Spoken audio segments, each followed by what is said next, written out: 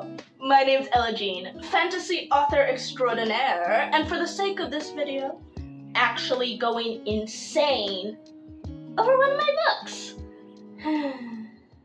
I've mentioned before that I am actively working on 3 writing projects right now. One for class, one to hopefully publish, and a 3rd passion project that I've probably unwisely tied to my college graduation status. This 3rd book is the object of my insanity, and I thought I'd take some time to talk about it before I go insane. The book is a YA high fantasy political intrigue that I have called Whispers in the Shadows. It's a name that's been around about forever. I've been working on it since before COVID hit during my junior year of high school. It's the first book I shared with anyone, and at one time I had even tried to publish it. Probably too early trying to publish it. We'll ignore that for now. Basically, this book means a lot to me. And I've returned to it many years, building on the world and the plot, coming to love the characters and the story that I nurtured for so long. The draft I have now is one of the cleanest versions I've ever had with Whispers. And now I'm realizing that things have gone horribly wrong. But rewind first. Why do I love this story so much? Whispers in the Shadows has always followed 2 girls, Bree and Naya, as they take on opposite sides of the evil Queen Celia's plan to conquer the Iron Court, their northern neighbors. Bree is a Celestis, like most of the nobility, which is the magical race in my world, and has forever worked under her friend Celia, building to the dramatic twist that Celia's gift, the magical powers that the Celesti have, is to control those she touches, and Bree has only been brainwashed this entire first book. And that's why she's on the enemy side. Naya, on the other hand, has always been human. Other than the very first idea for the story that only existed over 3 chapters that I wrote before I scrapped it, being way too cliche. Other than that, she has always been a human character who has been forced into the role of pretending to be the Holy Prophet, which Celia plans to use at the formal meeting of the nations, which is the Feast of Yithis.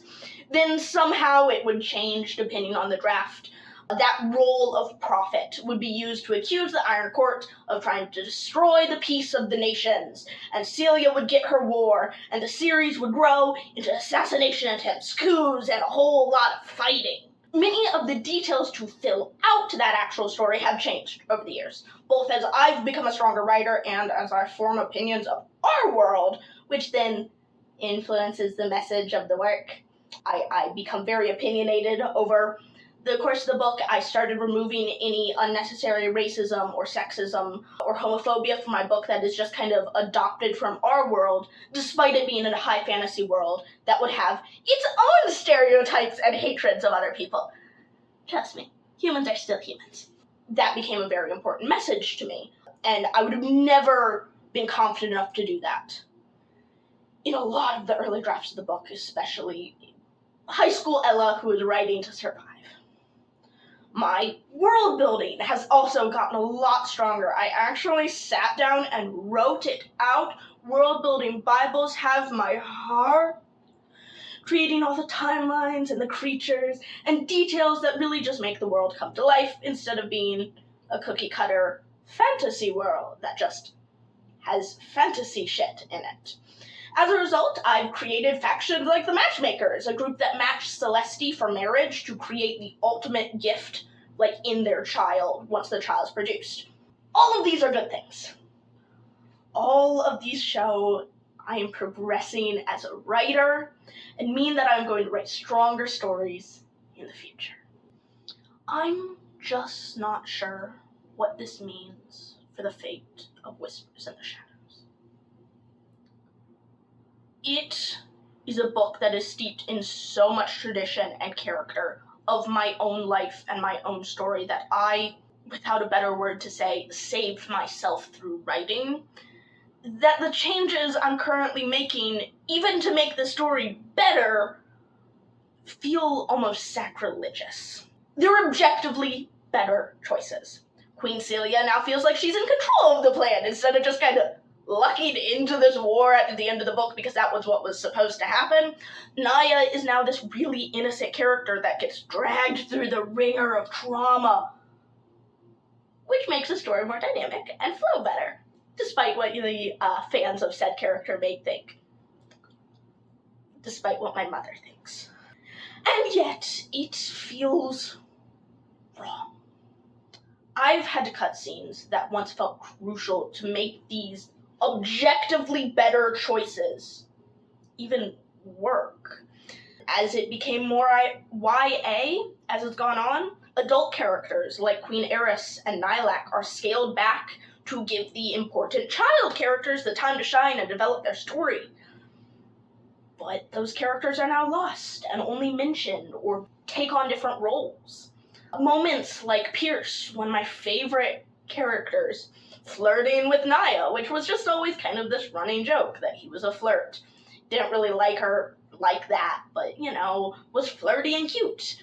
Have now been dropped since I developed the world building and this world around Celestia and Celestia practices, and realized that because of the matchmaking process and how they view relationships and marriage, casual flirting among Celestia wouldn't be a thing.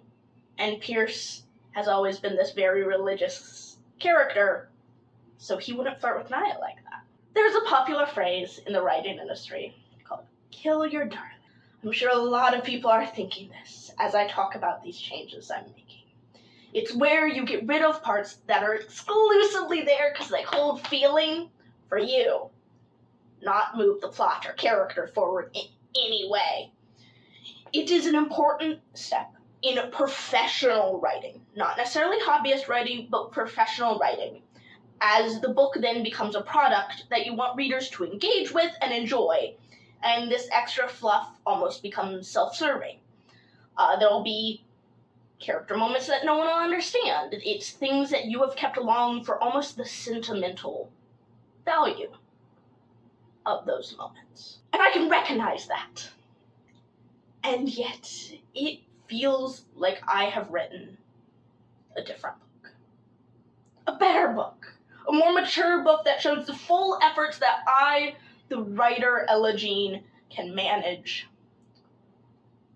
But it no longer feels like Whispers in the Shadows. I don't know if that makes any sense, and I don't know if it changes anything,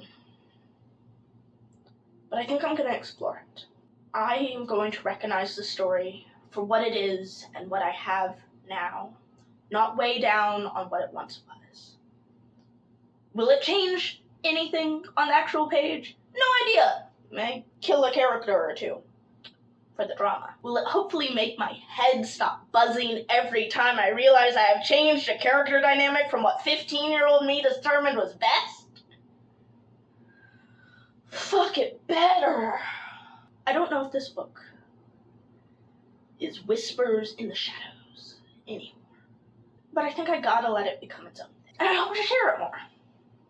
It's a passion project after all. There's no way it publishes as a debut. I end with Queen Celia winning.